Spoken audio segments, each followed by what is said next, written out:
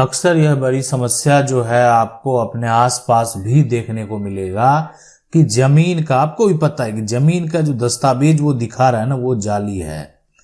अब जाली दस्तावेज के आधार पर जमीन को जाकर जो है वो कब्जा कर लिया। लेकिन अब जो ये नया कानून क्या कहता है, बीएनएस की धारा 336, 337, 338 से वो नहीं बच सकता है। यानी अगर कोई भी जमीन का जो है वो अगर जाली कागजात तैयार कर लिया, देखा जाली कागजात, एक तो क्या किया, तैयार कर लिया, जाली कागजात के आधार पर जमीन का क्या किया, दाखिल खारिज करा लिया, और जाली कागजात के आधार पर जमीन को जो है यहां पर कब्जा कर लिया, यानी जमीन को अपने अंदर भी ले लिया और दाखिल खारिज भी करा लिया। तो अब ये जमीन का जो जाली कागजात है, कैसे आप इसको साबित करेंगे और कैसे इन सभी कागजातों को रद्द करवाएंगे? इनके साथ भी यही हुआ। समस्या यही हुआ कि इनके साथ जो एक तरह से इनके पास जो भी इनके पूर्वज की जमीन थी, उसका किसी ने जमीन का जो है जाली कागजात तैयार कर लिया। कागजात में क्या तैयार करेगा, जैसे एक तरह से आप कह सकते हैं जाली रजिस्ट्री एक तरह से तैयार कर लिया, और उस रजिस्ट्री के हवाला के आधार पर क्या किया, जमीन का रसीद कटा लिया। और उसके बाद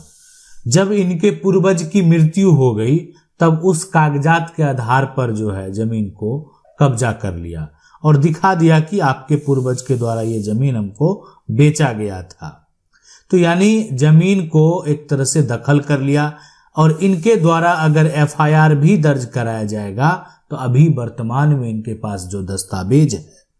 वो रजिस्ट्री भी है, रसीद भी है। इनका कहना ये जाली है, लेकिन ये जाली तभी साबित होगा जब आप इसको कोर्ट में जाली साबित करेंगे। नया कानून है, आपको पता है कि यहां पर जो है आईपीसी के बदले यानी भारतीय न्याय संहिता, अब बीएनएस की धारा आपको देखने को मिलेगी। तो बीएनएस की धारा 336 जो है कि अगर देखे कोई भी है, अगर आकर जो है ना जाली कागजात अगर बना लिया, कोई भी व्यक्ति है अगर वो क्या किया कि जाली जो कागजात है वो बना लिया, तो क्या होगा उसके साथ।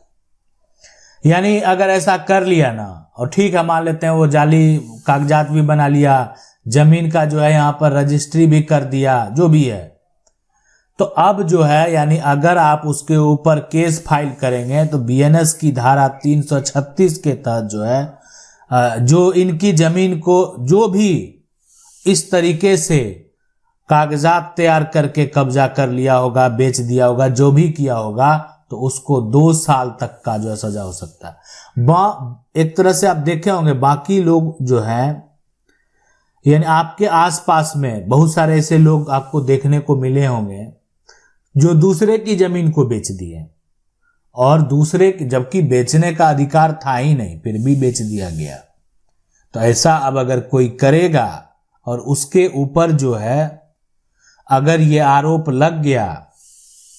ठीक है, अब ये आरोप कब लगा सकते हैं, सिर्फ क्या जमीन के कागजात में, डॉक्यूमेंट हो या कोई भी इलेक्ट्रॉनिक रिकॉर्ड है। एक तो मान लेते हैं डॉक्यूमेंट हो ही गया है ना, और उसके साथ जो है यहां पर इलेक्ट्रॉनिक जो रिकॉर्ड है, दोनों के लिए, दोनों पर्पस के लिए अगर कोई चीट करता है ना, तो आप धारा सेक्शन जो है यहाँ 336 जो है बीएनएस का उसके ऊपर लगवा सकते हैं, उसके ऊपर कार्रवाई करवा सकते हैं।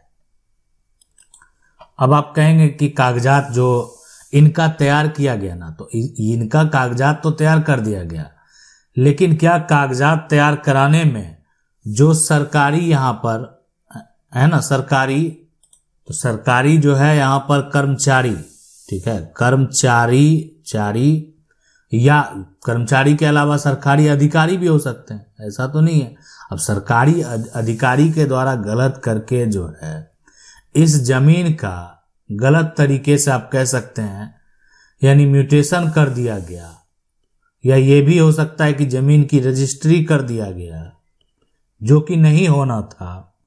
किसी प्रकार का बेचने का उस व्यक्ति को अधिकार नहीं था, फिर भी ऐसा किया गया, गलत दस्तावेज यानी सरकारी रिकॉर्ड में जो है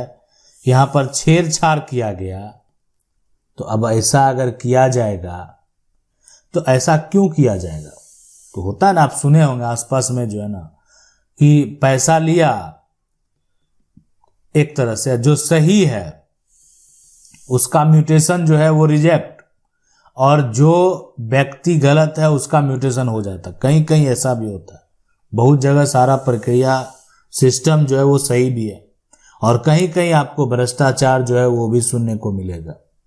लेकिन ऐसी स्थिति में हमारा कानून क्या कहता है?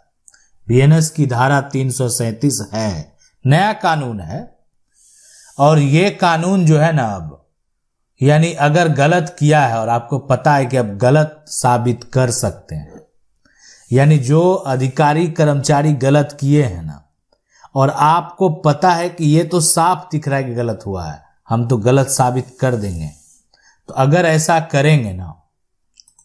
तो अगर मान लेते हैं एक्शन हो गया ना, तो फिर 7 साल तक का जो है ना तक का सजा हो जाएगा, और साथ में आर्थिक जो है जुर्माना भी यहां पर लगाया जाएगा। तो ये अब यहां पर जो है, अब आप कहेंगे कि क्या ये सिर्फ जमीन के कागजात के साथ? बिल्कुल नहीं। देखिए सरकार का जो है, ठीक है, यानी जो भी पहचान पत्र है,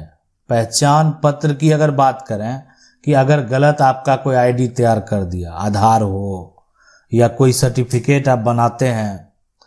वो गलत है ना, जाति का प्रमाण पत्र हो जो कि नहीं होना चाहिए, और वो गलत तैयार कर दिया कोई बिना साक्ष्य का, बिना प्रूफ का, तो फिर अगर कोई दूसरा जो है उसके ऊपर आरोप लगाएगा, उसके ऊपर केस दर्ज करेगा उस बनाने वाले के ऊपर, तो उसको यहां पर सजा हो सकता है कि आप गलत कर दिए। इसलिए अगर साफ साफ दिखेगा ये तो एक तरह से पूरा गलत तरीके से तैयार किया गया डॉक्यूमेंट है, तो फिर उसके ऊपर एक्शन होगा, उसके ऊपर कार्रवाई होगी। यानी आप सीधा ऐसा कह सकते हैं ना कि आप कोर्ट में जाकर फॉर्जरी का केस करेंगे। आपके साथ जो फ्रॉड किया गया है ना, आपके साथ जो फॉर्जरी किया गया, उसका आप जो है ना केस करेंगे। उसी प्रकार जो है यहां पर धारा 338 भी है। बीएनएस की धारा 338 जो है वो प्रॉपर्टी के लिए है कि अगर कोई भी प्रॉपर्टी को ट्रांसफर कर लेता है और उसका जो भी राइटिंग है ना, मतलब जो भी डॉक्यूमेंट आप देख रहे हैं इस राइटिंग में जो है ट्रांसफर किया और उसमें छेड़छाड़ करता है, ठीक है, इस प्रकार का कोई आप कह सकते हैं ना कि ये आपका एक इंपॉर्टेंट वैल्यूएबल प्रॉपर्टी है, ठीक है, महत्वपूर्ण है, कॉस्टली है, और इसके साथ जो है ना एक तरह से फ्रॉड किया गया और जाली दस्तावेज तैयार किए गए, गलत तरीके से विल बना दिया गया, वसीयत, तो अब प्रॉपर्टी को हासिल करने के लिए तो इस तरह का अगर कोई भी काम किया गया ना, तो उसके लिए बीएनएस की धारा 338 है, और बीएनएस की धारा 338 के तहत जो है उसको अब यहां पर जो है आजीवन कारावास हो सकता है, उम्र कैद जिसको बोलते हैं, है ना, आजीवन कारावास की सजा जो है हो सकती है। यानी ऐसा नहीं है कि मान लेते आजीवन कारावास की जो है सजा उसको, अगर ऐसा किया गया है, ऐसा साबित हो गया, तो वो व्यक्ति अब जो है बच नहीं सकता है। आशा करते हैं वीडियो अच्छा लगा होगा। वीडियो को लाइक जरूर कर दें। चैनल को पहली बार देख रहे हैं, सब्सक्राइब करके जो बेल आइकन है उसको जरूर दबा लें। मिलते हैं अगली वीडियो में, तब तक के लिए जय हिंद।